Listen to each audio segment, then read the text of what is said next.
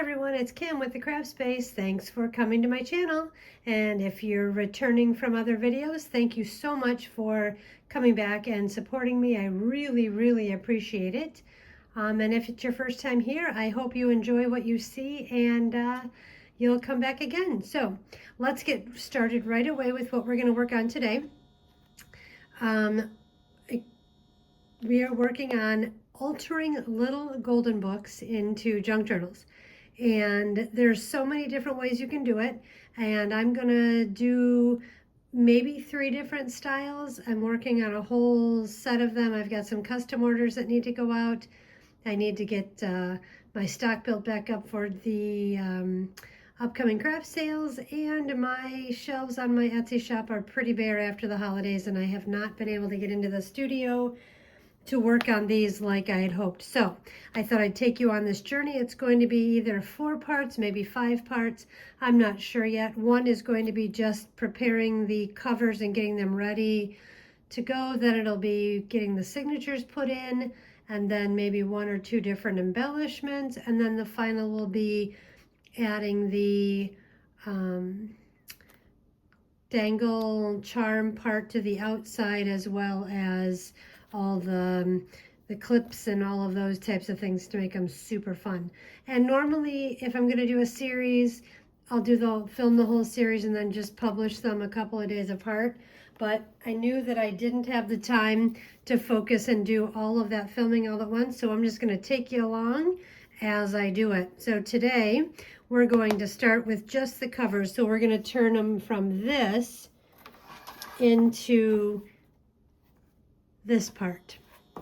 So here's one that I just started, the tiny little one, more modern. I think it's probably from the 90s, maybe the early 2000s. This one I've already pulled the signatures out, and the spine is a little bit, it's intact, it looks good, a little bit rough, but that's what we want, is we want the vintage ones to kind of look like they've been well loved. This is one of my favorites. This is mine from when I was a kid, and then I gave it to my daughter, and so we both share this one. This one I'm probably going to turn into a journal for myself. I mean, look at those graphics. Anyway, of course you can't miss this one, monster at the end of this book. Another monster at the end of this book. Grover is just kind of my favorite character. We've also got this one, Grover's Guide to Good Manners, and they all have decent looking spines. This one's missing a little, so this one I might do some altering with. It's okay if your, excuse me, if your corners are starting to fray, because we'll put little edgy corners on them. This is a new one. This is one of the custom ones I'm working on, Super Mario. This one is brand spanking new, so it's got perfect corners, but I'll still probably put some corners on this guy. And don't be worried if you find little golden books that are, this one is very well loved. But I mean, who doesn't love Big Bird? And I love that it was the big color game. So think of the signatures you can put in here. The only thing is I didn't realize when I bought this is it's a board book. So these pages won't be really conducive to put back in here once you're putting regular signatures in. So I will take these out, put regular scrapbook paper, you know, your typical junk journal type signatures in, and get rid of these board pages and use them for something else, like maybe cut them out, but they won't go back in as pages. And this one is going to need some work on the corner because it's a little weak, but we'll figure that out on our journey. But those are just some of the ones that I've got that are in the works. I'll show you a couple that I've already pulled the signatures out, kept the golden spines intact as much as possible. This one I ended up decoupaging a lot to keep the integrity, just because the paper was starting to peel. Don't be afraid to really load these up, because they're not supposed to look brand new. If you want one to look brand new, just get a brand new book. But if you want it to have that vintagey feel, you're going to have to do some restorative work as well. A little cute gingham matching the cover, or the title. This one, Play With Me. I mean, look at that sweet little boy. This is going to be a really sweet one. Little washi tape to cover that up. This spine looked pretty good. Traditional golden book back. It's one of my favorite. These are pretty similar. I think these are both from the same time period, 70s, maybe early 80s, but I think these are definitely 70s. I'll show you two little ones. So I've got this one, which I made into a thicker. So I opened that one up, so it's going to be a little bit wider. Little Ducks Moving Day. Little gingham on the inside. This is from 2004, obviously. These aren't real fancy like this one is. No, that one's not. Whereas this, I mean, this is all traditional. We love this golden book. So on these that have the, this golden book belongs to, and just plain, this one looks like it was very well loved. What I will do is I will put pockets in these to make sure that that stays, and we'll just cover this and make a pocket and, you know, make it so you can add your own name to these. And I'll cover the backs of these. But these were not as exciting to keep the integrity of as these. And even though this has a little bit of crayon mark on it, that's okay. But these are the two of the smaller ones. This one is one of my, is exciting. I found a Trolls, and I don't normally, just like with that Super Mario, I don't normally like to use the modern Disney animated covers like the Frozens and the Wickeds and stuff, unless it's a custom order then, or maybe I might do something, because then I feel like I've just got to stay true to the theme of the story with the colors, and I can't go as crazy with the signatures. But with this Trolls, I thought it would be funny. You can just use every color, every shape, every texture, and I thought that would be fun. And I won't feel that I'm not true to the story. But even with Mario, maybe that's not so bad. But like ones that are definitely a story, like Frozen and Disney, those I feel like when I make those, in Wicked, I feel like I have to stick really close to the story and not get too crazy. But this one with the Trolls, I widened the spine a little and really added a thick spine in here, widened it out a little bit, added some extra hardening to keep this thing nice and sturdy, and cute little mushroom fabric. And I'm going to go crazy and use every color and every shape I can figure, but still keeping the integrity of the little golden book. Somehow, I'm not sure if I'll try to cover this UPC code or something. I'm not sure. I did use white fold over wraparound corners on this one. And then I'll show you some of my corners that I use. If you've noticed on these, I used the metal gold, kind of the brassy looking corners to match the spines. But the ones that I cover up the gold on the spine, the gold doesn't really seem to work anymore. So I took just some regular spray paint and spray painted, you know, I did probably 3 coats on each, letting them dry completely so that with use they don't get worn off. And then I took a quick clear coat and did a couple coats of that, and so they're semi-glossy and they seem to work well. So these are the stick-on type, and these are the wraparound. And you can get these at most craft stores. You can get them on Amazon or any of the other online shopping places. Now this one is another type. So where these, I've kept the fronts and backs and insides. We're going to try to keep them as intact as I can. This one was a Paw Patrol, and I had no interest in doing a Paw Patrol little golden book, which would paralyze me into trying to get it to be too perfect. So I thought, you know what, I covered the entire front with an old journal cover, and I didn't like what the middle said, so I took 3 different doilies. This is an avocado pit dyed doily, a white doily, and a pink little piece I had left over, and decoupage those down. And then this is the, some of you might recognize it if you've been around for a while. It is the cover print off of a sketchbook that has like watercolor and sketch, so and I just cut that out from my sketchbook and used that as the cover. And I thought the colors went together great. Took an old piece of linen, did that as the cover, some rickrack, followed it through on the inside. And I'm going to take some extra golden book pages out of just random ones, probably make this a kids type style with some Richard Scarry pages, kids dictionary pages, and make it more kiddo themed, but not necessarily all one theme. Like this one will have the original pages will be back in the book. Not in any specific order and not as the whole story, but just to keep the continuity of it and put the cute little pages back in. But with this one, the sky's the limit. It's just going to be fun, colorful, but still just a little ode to the little Roland book. So we have a little bit of everything here. And so today what we're going to do is we're going to take it from this level to this level.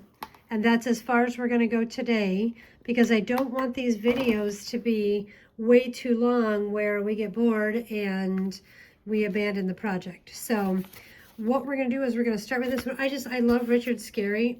Sometimes the art is not for you, but I loved this as a kid. And when I found this one, I thought this will be a great little, and it doesn't look very Christmassy. I mean, it is the gingerbread man, but I guess we do eat gingerbread men and not always at Christmas. They're on a picnic, so anyway, enough about that. So how I do this is being very careful because this spine is very, very intact.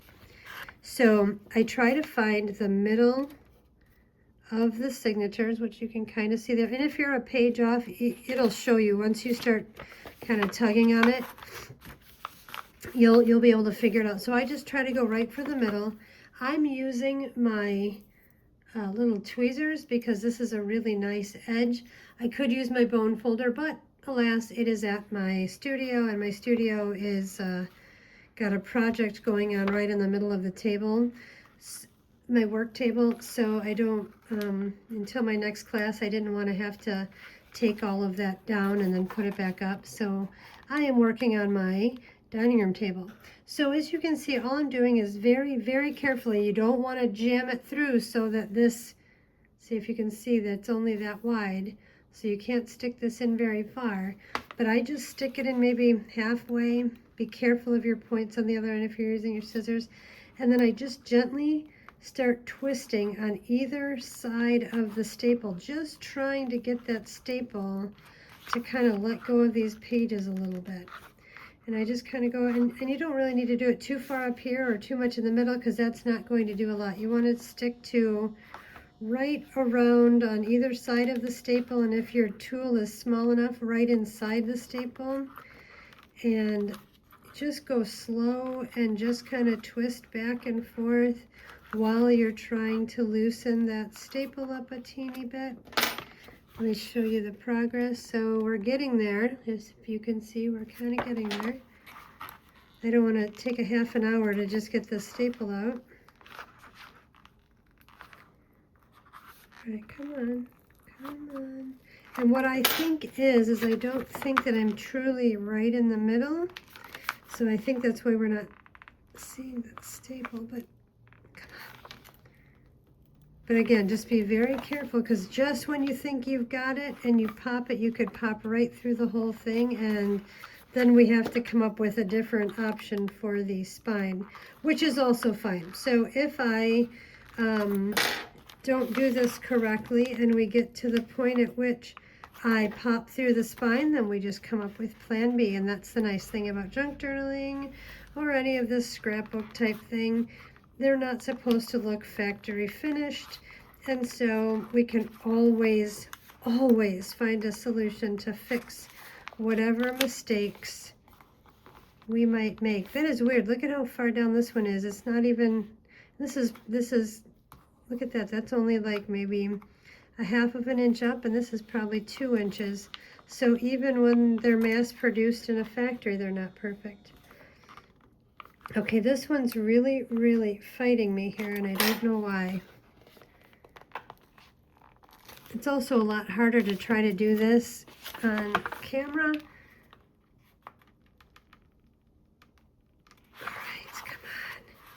Usually by this point I can feel it kind of break loose, but I wonder if I'm not right between the signatures and if I'm fighting against the pages. Let me see here.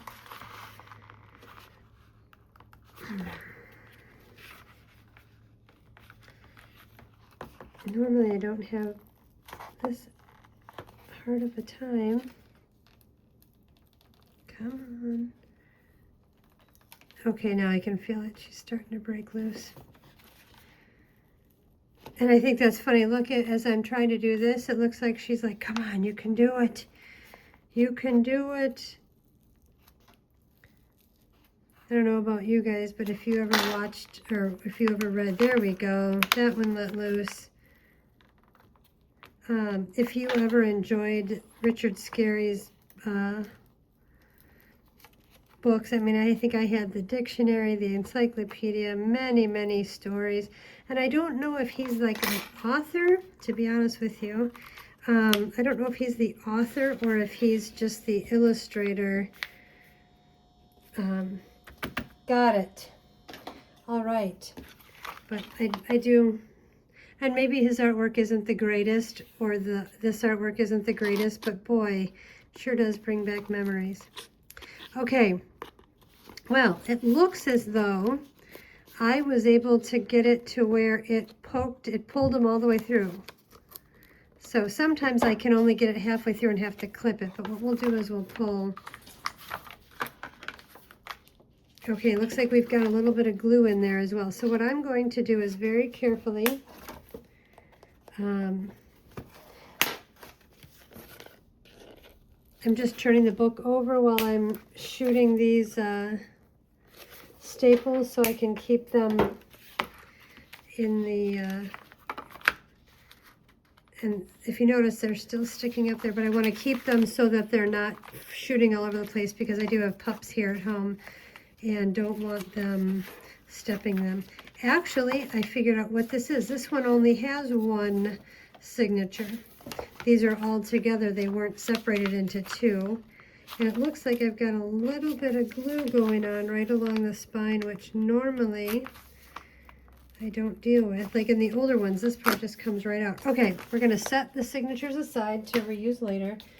And now it looks as though the staple came out completely, and now we just have to very carefully get rid of, and I'm going to kind of do this, and I take my wire snips and snip them as close as I possibly can to the front of the cover. We're going to put a little layer of cardboard over that so it shouldn't. So they're a little bit, as you can hear, they're a little bit still pokey, but I'm going to put just a tiny little bit of cardboard over that to make the spine on this. Okay, I have a cereal box piece that I pre-cut just so that this wasn't going to be, I'm sorry, not gonna, but wasn't going to be as long. And it's a little bit too wide. And normally I would get my paper trimmer out and try to make this, you know, much more perfect. And I am just eyeballing it and letting my creativity take over. Okay, let's see here. There we go. So as long as when you cut it, because nobody is going to see this, so if it's not completely even, see how it looks a little wavy on the edges? That's okay. As long as when it's in there, it goes from, it spans that. You're just doing it to protect this little strip right here and to cover up that little bit of a staple. It does feel like I've got a little catch and I can see. I had a little bump right here that I'm trying to, there we go. Okay, now I'm going to cut it to the right length.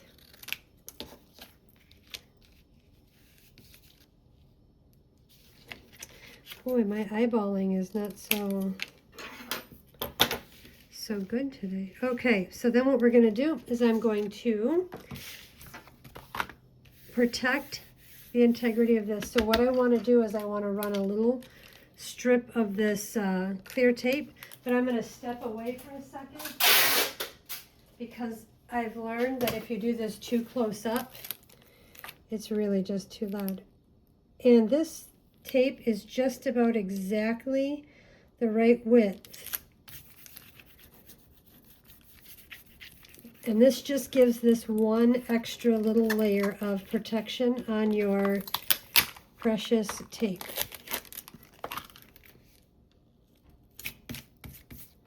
And then I do this just so you don't have that raw edge of the tape on the edges right here.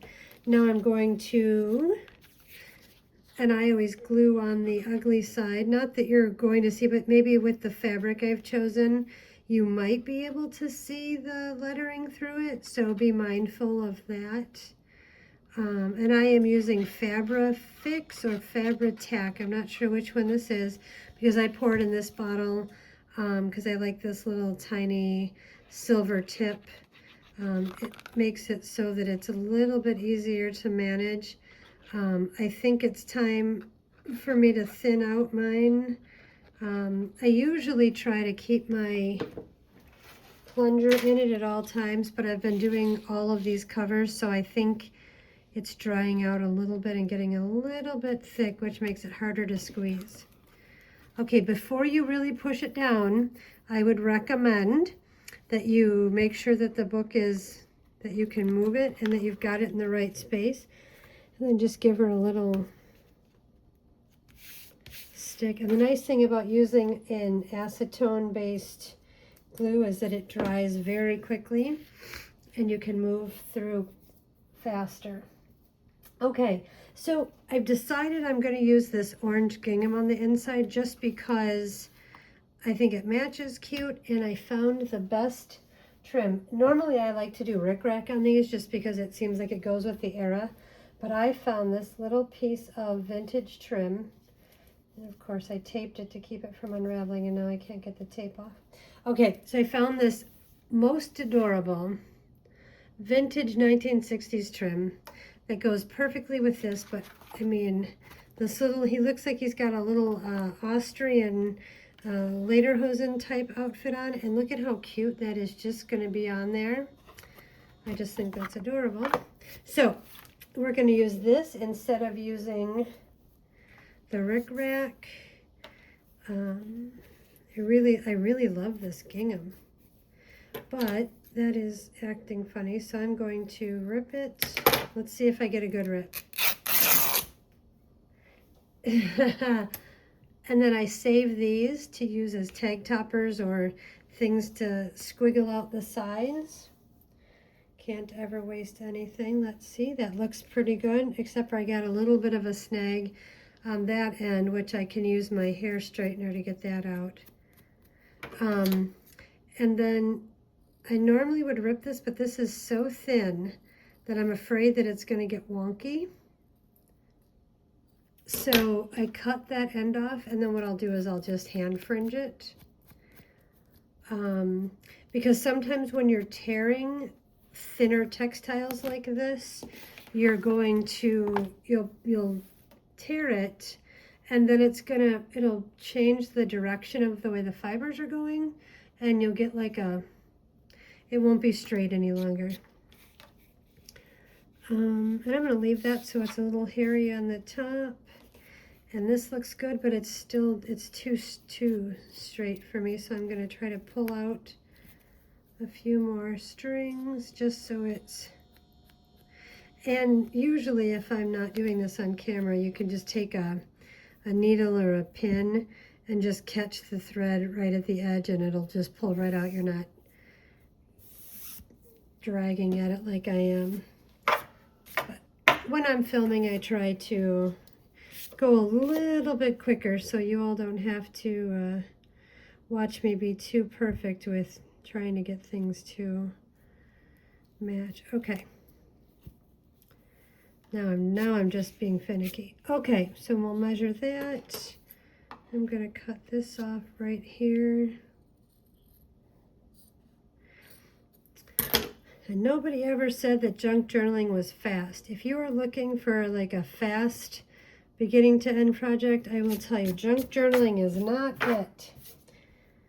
Not it. Okay, so now we've got our little piece for the inside. And I, again, will just take my, and you can use any glue you want to. You could actually even decoupage this on, like, you know, using your Mod Podge. I call it decoupage because I'm from the 70s. I'm an older crafter, so we always called it decoupaging everything. But using Mod Podge, you can use that to you paint that down. You could use white watered down Elmer's glue. I'm making a mess of this now, I see. But that's okay, because it'll all get fixed when you flip it over. Okay, look at that. And the nice thing about this Fabrifix is it just rolls right off your fingers. So when you get glue everywhere like I do, and you'll notice if you watch any of my videos, I'm constantly fighting with glue everywhere. And if you've got too much on a project, you can just let it ball up. But for this, there we go. And don't worry, because this is not even going to really show, because you're going to have two signatures sewn right over it. This is literally just to cover your cardboard. What do you think? Ta-da! I love that. And when it's all dry and everything, I'll go in and get rid of the extra glue bits and the extra strings. Nice little fringe to get. So now what we're going to do is we're going to add our trim. And you can use whatever. You can use gingham, you can use ribbon, you can use ruffles. I mean, whatever you want. I just remembered that I had this, and I thought, oh my gosh, how could I not? I mean, look, that's just going to be so adorable on there. And I had to learn, don't start your trim right here. You want to give yourself maybe a couple inches at the bottom. And I never cut mine until I'm to the inside. And so I know I'm going to want this to run right along this seam. So what I'll do, because you can always go back and add more glue. And of course I forgot that with this glue you need to keep it facing down. Otherwise it takes forever to get back to where it's to the tip. All right, so I'm going to run a line of glue right along the edge of the gold tape, and then right into the seam, and that looks like it's about as wide. I'm probably going to have to come back and tack the outer edge down, but that's okay. This to me has been the best way to line everything up. And don't worry that you're covering up some of the title right there. That's completely okay, because these are not supposed to be all about the book. These are about embellishing and altering the book. So you can still read it. You can still see it says First Little Golden Book. And yep, you'll see right there. But I'm not going to do that until after I get it all flipped over. All right. And so then you can see we want to, my arms are always in the way when I'm filming. Okay, so I'm just going to trim this right about here. I don't know exactly where I want this to meet, probably somewhere in the middle, but I've got some extra little fuzzies there that are sticking out that I don't have down here, so I'm going to just tuck those in right now. And you know, I'm kind of working sideways and up and down, so I hope you're okay with learning in every which way direction. Time to refill my glue bottle. And so I'm going to start with the bottom, and I'm going to put the glue directly on the trim now. And try to go as straight as you possibly can. But again, it really doesn't matter. Smoosh that down. Gosh, that's, oh, even the blue from the trim matches on the inside. Boy, I couldn't have designed the trim any better. Now, you can, if you want to, grab your lighter, which I don't know if I have one handy. because again, I'm not at my studio. Yep, I have it handy. Sorry for the extra noise. I usually have everything ready to go, but just burn the end just a tiny bit so that oh, obviously this trim doesn't have any polyester in it, so never mind. I thought this was a polyester based trim being from the 70s, but it's not, it's cotton. So, and if you don't know that, many of you probably do, but trims that don't have unnatural fibers such as polyesters, polyestrines, those types of things, those will burn and melt. But if it's got all natural, like silks and wools and cottons and linens, they don't burn or they don't melt, they just catch on fire. So be careful of that.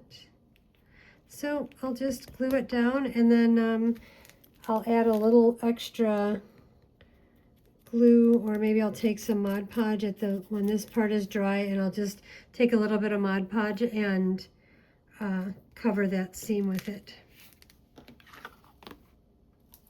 And then let's do the other side exactly the same, and then we are almost done with this portion, except for just I'm trying to decide if I want to put white or if I want to put gold, or if I want to put corners on it at all. What do you think? Should I put corners on it? Should I put white corners on it? I think the white corners might be overkill. I'm not sure. But that's always a decision you can make, because you can put those on all the way pretty much up till the end. Okay, and again, leave yourself a couple inches off the bottom. Line this up right along the tape.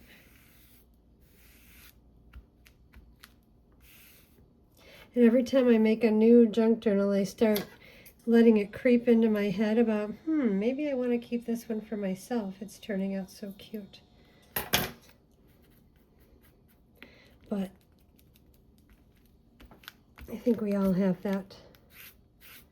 Okay, and again, like, I'll come back in and glue that part down, but I always like to have a little bit of extra give on the front just in case I have to pull it off because something happens. Okay, let's see. That's going to go there. We'll go ahead and glue this. So I hope this is all making sense.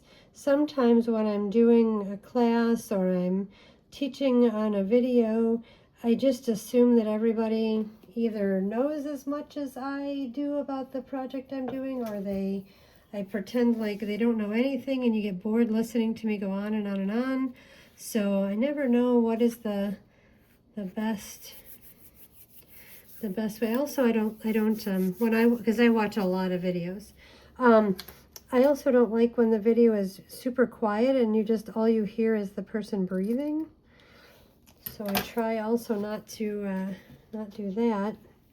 All right, so now we're going to glue this part like that. Give it a little extra glue on the end. And you don't want to pull it too tight, but you want to, give it a little bit of a tug so that it's not floppy, and then just smoosh it down. And there's extra little strings, and if you notice those aren't even, it doesn't matter, because who's going to look from the front of the book to the end of the book? Okay, and the string, there's a little string on here. We will go ahead and take care of that later. Okay, now, if you notice, if I were to not put that down, I've got all this extra floppy bit, but that's okay. You just slide your tip underneath. Another reason I love this little tiny skinny tip, you can get underneath things and glue extra bits down. So there's that part. And we'll smooch that down. But I try not to use too much glue on the front of these so that you don't have that little shiny bit sticking out. And again, you just slide your tip underneath there. And then you don't have to worry about trying to be as perfect. All right, so we are almost done with this part, but even this part took us a good 20 minutes just to get to this part. And of course now I just have little glue everywhere, but don't worry, it all just beads right up. So what do you think? So this is what this one's going to look like. And I'm trying to decide, do we want white? I think that's too stark, really too stark. I think too stark. And of course, since I'm at home, I think that just looks a little too much. So I think I'm going to have to, when I go back to the studio later on today, I think I will pick up some of these. I think I'll just add some more of those on to the corners. I think that'll be a nice little touch. What do you think? And then it's got that little fringy bit sticking up. Now that I'm playing with it, it's pulling up because I don't have it dried. Okay, so there we go. So that is it for today.